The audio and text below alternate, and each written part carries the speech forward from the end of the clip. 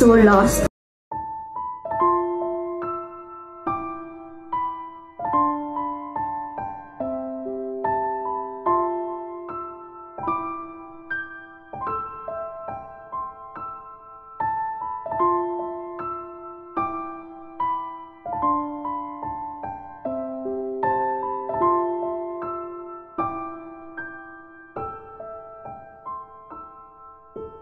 Matatandaan na umugong ang isyu ng hiwalayan ni Catherine at Daniel nang mabanggit ni OJ Diaz at Christopher Min sa kanilang vlog na hiwalay na nga sila.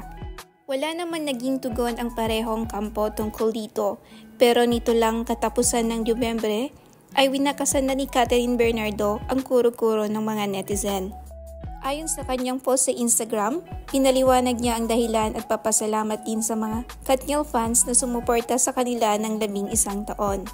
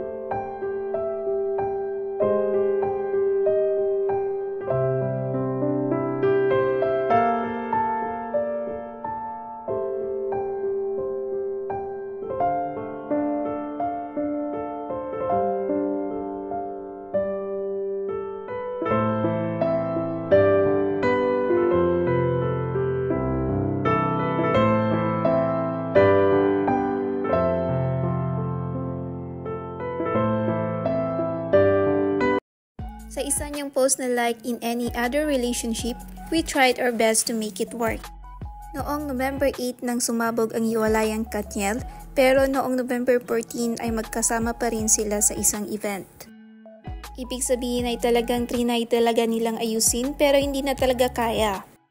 Hiling ni Catherine sa Katniel fans na sana ay respetuhin ng mga ito ang desisyon nila ni Daniel na maghiwalay na dahil ito umano ang kailangan nila ngayon. Hiling ng fans na sana'y maghilom ang sakit ng nararamdaman nilang dalawa at manumbalik sa tamang panahon.